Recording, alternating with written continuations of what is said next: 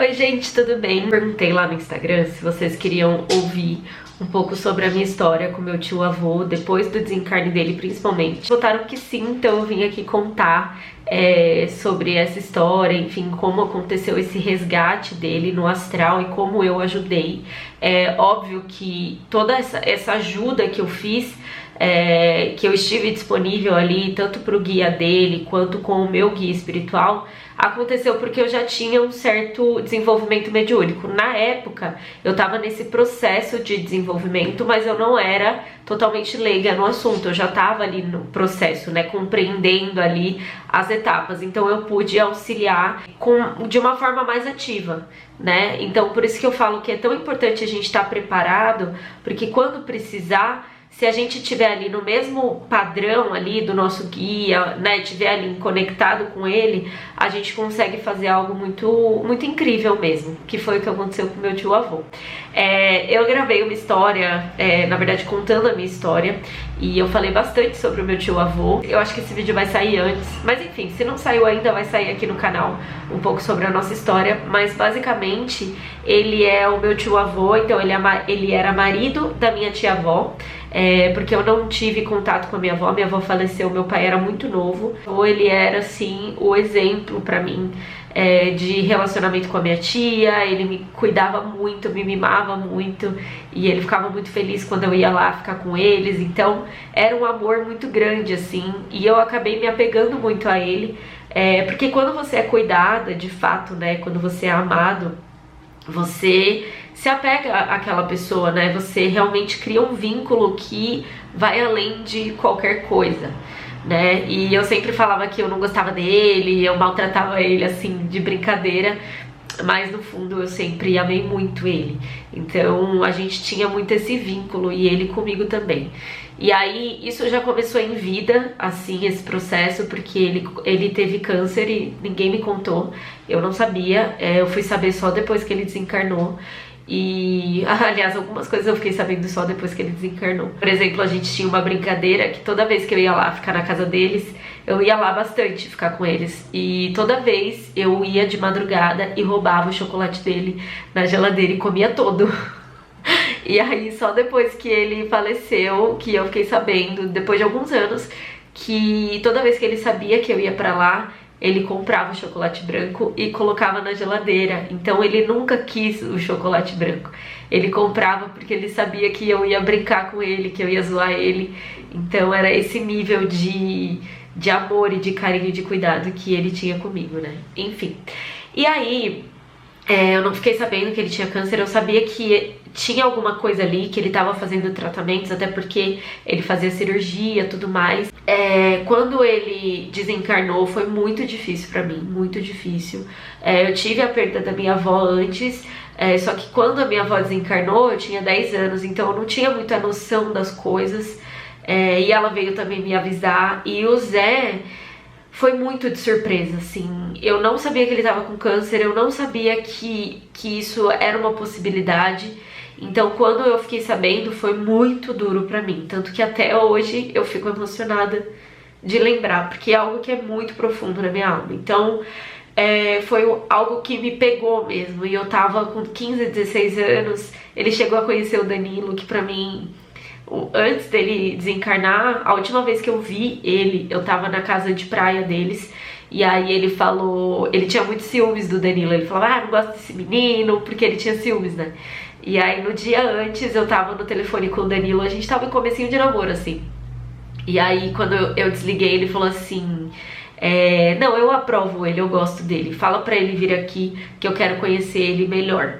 Então ele deu essa bênção dele, né, antes de desencarnar. E aí depois eu nunca mais, não vi mais ele. Depois de um mês ele desencarnou. E aí, depois que isso aconteceu, eu fiquei bem mal, como eu falei. Isso ninguém sabe, assim, mas eu ia dormir chorando muito e pensando em tudo que ele tinha passado e que eu nem sabia. Então eu fiquei muito mal mesmo. Mas ok, passou, e aí acho que depois de um ano, ou até menos, eu comecei a sonhar com ele. Toda vez que eu sonhava com ele, ele tava mudo, ele não falava nada, ele não conversava.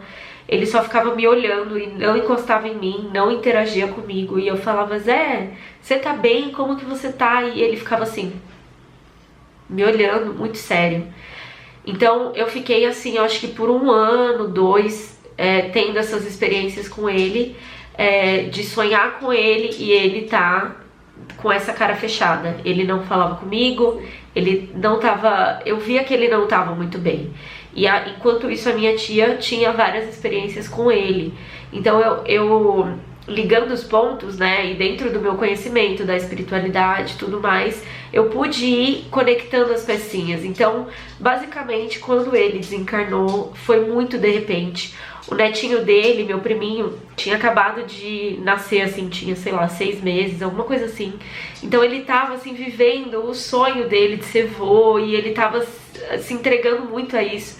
Então ele realmente não queria desencarnar naquele momento, ele não aceitou, o que eu acho totalmente compreensível, porque, né, se você se colocar no lugar da pessoa, não é fácil você aceitar esse processo, principalmente quando você não tá esperando. A gente achou que ele já tava bem, e aí ele teve uma metástase do nada, ele trabalhou na sexta, no sábado ele desencarnou. Então a gente não tava esperando, e muito menos ele, né? Então ele de fato não aceitou.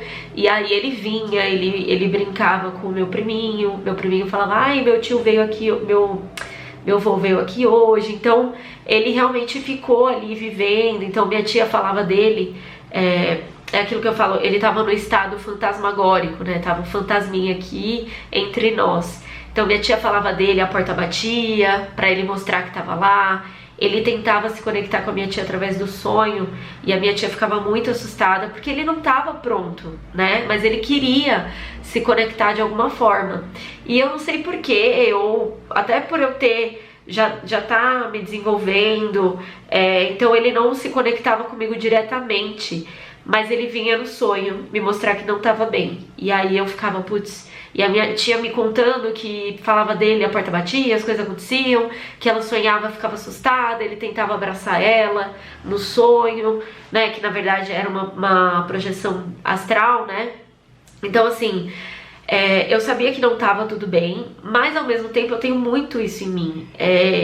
O que eu não posso resolver na hora, eu me deixo à disposição de resolver quando eu puder, mas eu não fico me desesperando também, criando ideias mirabolantes na cabeça pra tentar resolver de alguma forma. Então eu fiquei ali aberta, preocupada com o meu desenvolvimento espiritual, com o meu desenvolvimento mediúnico.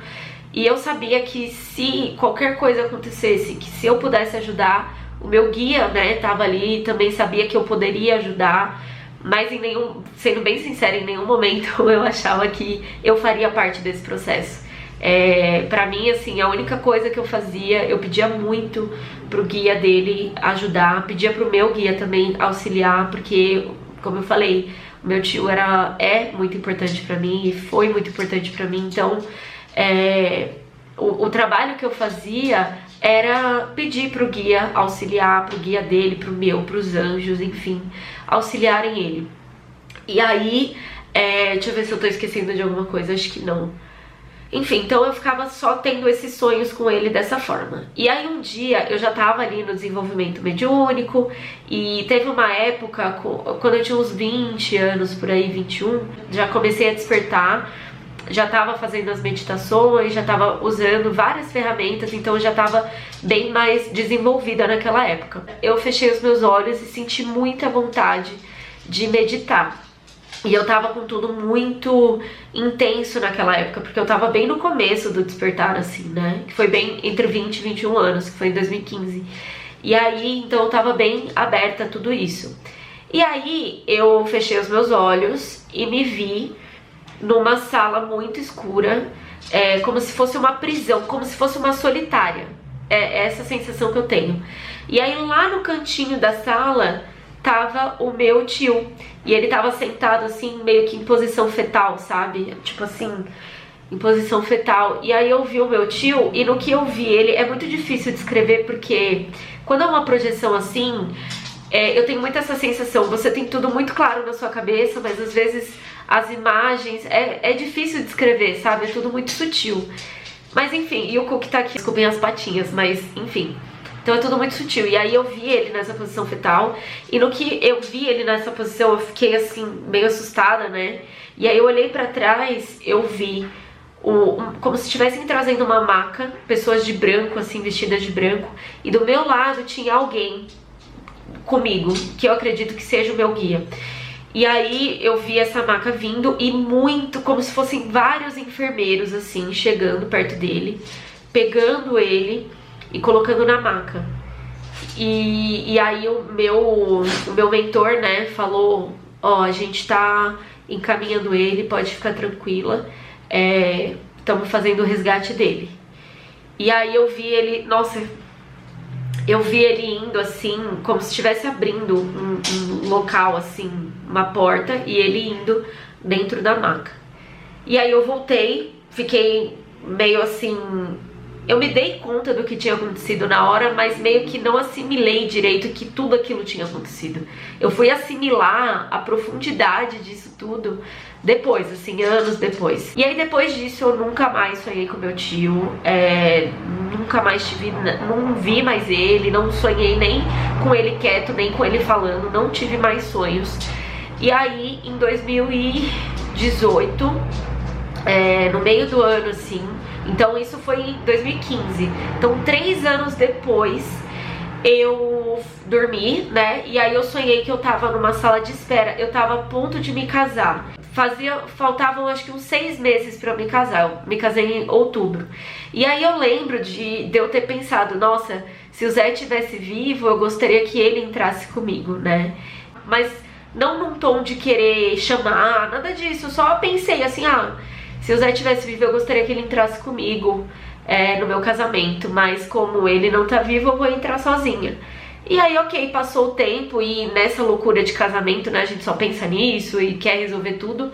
E aí eu sonhei que eu tava numa sala de espera, que eu ia provar o meu vestido de noiva. E eu tava lá me arrumando, e aí tava minha mãe, acho que uma das minhas irmãs estavam lá também, e eu tava animada, esperando. Eu lembro que eu tava até tomando um cafezinho, assim, esperando. E aí, no que eu olhei pro lado, no sofá, tava o Zé. E aí, depois de todos esses anos, foi a primeira vez que ele falou comigo, no sonho. E aí ele olhou pra mim e falou assim, e aí, tá animada? Eu falei, nossa, muito, como assim você tá aqui, meu Deus? E ele falou, né, então, eu vim te avisar que eu vou estar no seu casamento, eu tô muito feliz por você. A gente se abraçou, e aí eu lembro depois só de alguns flashes, como se eu estivesse provando o vestido de noiva. Tenho certeza absoluta que ele estava no meu casamento, porque realmente foi um dia muito abençoado. Então ele veio me avisar que estaria no meu casamento, e não só isso, né, ele me mostrou que tava bem, né, depois de todo esse período ele tava bem. E depois disso eu nunca mais sonhei com ele. E pra mim tá tudo bem, eu acho que ele tem que realmente viver, né, a espiritualidade e a outra dimensão que ele tá agora, e enfim, e assimilar tudo isso. Mas eu tenho certeza que onde quer que ele esteja, ele sabe que ele é extremamente amado, e eu sempre vou ser muito grata por todo o amor que ele me deu, ele sabe disso. Eu realmente acredito que mesmo eu não tendo contato físico com ele, com a minha avó, de alguma forma a gente tá conectado, e às vezes eles estão mais perto de mim do que, sei lá, pessoas que estão vivas, sabe? Então eu realmente sinto isso no meu coração, e eu sei que ele sabe disso. E a gente tá sempre junto, e um dia a gente vai se encontrar, espero que daqui a muitos anos, mas a gente pode se encontrar também no astral quando ele quiser, quando ele estiver preparado, enfim, quando ele achar necessário. Mas é isso, eu quis contar um pouco da minha história de resgate no astral, que eu jamais imaginaria que eu teria essa oportunidade, que eu seria digna disso, mas por isso que eu falo que é tão importante a gente se desenvolver, a gente compreender a espiritualidade, para que a gente possa trabalhar junto com eles, né, em todos esses processos. Óbvio que isso poderia ter sido feito sem mim, né, a gente não é especial e só se a gente fizer, mas eu tenho certeza que tudo que ele plantou em vida, todo o amor que ele plantou no meu coração, serviu para ele na hora que ele mais precisou, e eu tive essa honra, essa bênção de ver ele sendo resgatado e depois ter a confirmação de que ele estava bem. Então eu sou muito grata por essa oportunidade, e quanto mais pessoas eu puder ajudar nesse despertar e puder, enfim, auxiliar para que tenham essas experiências maravilhosas, e não só essas, mas eu acho que mais a paz de espírito, né, que o despertar traz, assim, ele traz toda aquele turbilhão de sentimentos, mas quando você desperta, quando você começa a ter noção da espiritualidade e começa a unir tudo isso, né, plano espiritual, plano físico, enfim, tem tudo isso unido, é muito maravilhoso. Então sou muito grata a isso. E pra quem quiser desenvolver a mediunidade, pra quem quiser despertar espiritualmente, eu tô com a turma aberta para as matrículas do dia 10 ao dia 14 de agosto. Então, se você tá vendo nessa data, clica aqui no link aqui embaixo para se inscrever na turma, aprender a se desenvolver, aprender o que é de fato a espiritualidade, sem tantos tabus, sem tantas crenças limitantes, porque de fato é uma experiência muito mágica e muito incrível ter noção de tudo isso. Compartilha esse vídeo, se inscreve aqui no canal, dá like. Então é isso, gratidão, um beijo e até os próximos vídeos. Tchau!